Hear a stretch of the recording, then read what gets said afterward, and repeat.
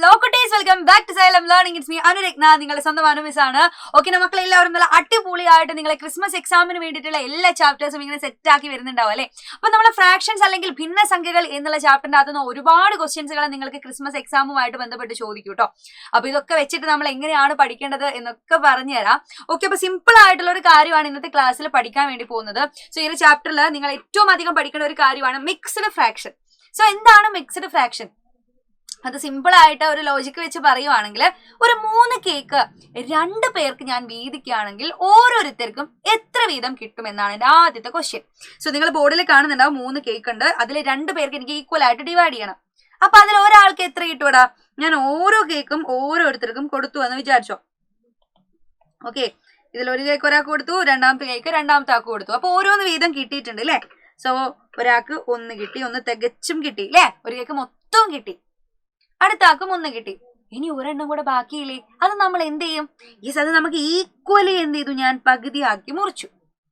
എന്നിട്ട് ഈക്വലി പകുതിയാക്കിയാൽ ഒന്നിനെ നേരെ 2 കഷ്ണമാക്കിയാൽ നമുക്ക് എന്താവും? അത് യെസ്, അരഭാഗമാകും, ഹാഫ് ആകും, അല്ലെങ്കിൽ 1/2 ആയിട്ട് മാറും ഇല്ലേ.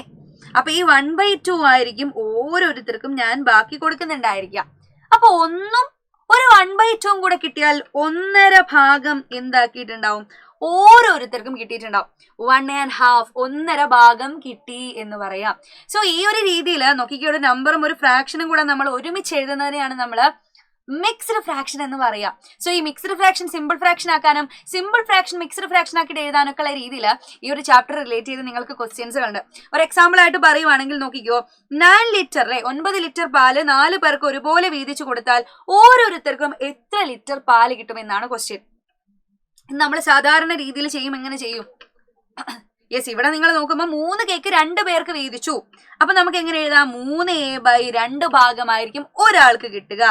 സോ ഈ 3/2 എന്ന് പറഞ്ഞാലും 3a/2 എന്ന് പറഞ്ഞാലും 1/2 1/2 എന്ന് പറഞ്ഞാലും ഈക്വൽ ആണ്. സോ ഇവിടെ ഉള്ളത് ഇതൊരു മിക്സ്ഡ് ഫ്രാക്ഷൻ ആണോ? അല്ല, ഇത് സിമ്പിൾ ഫ്രാക്ഷൻ ആണ്. സോ അതിനെ മിക്സ്ഡ് ഫ്രാക്ഷൻ ആക്കിയിട്ട് എഴുതിയാല് 1/2 എന്ന് നമുക്ക് മാറ്റി എഴുതാം. സോ ഇവിടെ നോക്കിക്കേ, 9 ലിറ്റർ പാല് 4 പേർക്ക് ഡിവൈഡ് ചെയ്തു എന്ന് പറഞ്ഞാൽ എനിക്ക് എങ്ങനെ എഴുതാം? 9a/4 ലിറ്റർ എന്ന് എഴുതാം. ഇത് ശരിയായിട്ടുള്ള ആൻസർ ആണ്. പക്ഷേ ഇതെനിക്ക് എന്ത് ചെയ്യാം? മിക്സ്ഡ് ഫ്രാക്ഷൻ ആയിട്ട് കൂടെ എഴുതാം. സോ ഞാൻ എന്ത് ചെയ്താൽ മതി? 9നെ 4 കൊണ്ട് ഡിവൈഡ് ചെയ്ത് നോക്കുക. 9ലെ 4 2 തവണ പോകൂലേ, 2 4 8, ബാക്കി 1. സോ ഈ ഒരു ഡിവിഷൻ നിങ്ങൾക്ക് അറിയുന്ന കാര്യമാണ്, കുഞ്ഞു ക്ലാസ്സിൽ നമ്മൾ പഠിക്കുന്ന കാര്യമാണ്. സോ ഇതിന് ഞാൻ എഴുതുന്ന രീതി ശ്രദ്ധിച്ചോ. 9/4 ലിറ്റർ എന്ന് പറഞ്ഞാൽ നമുക്ക് ആൻസർ ആയിട്ട് കിട്ടിയ 2നെ ഞാൻ ആദ്യം എഴുതി.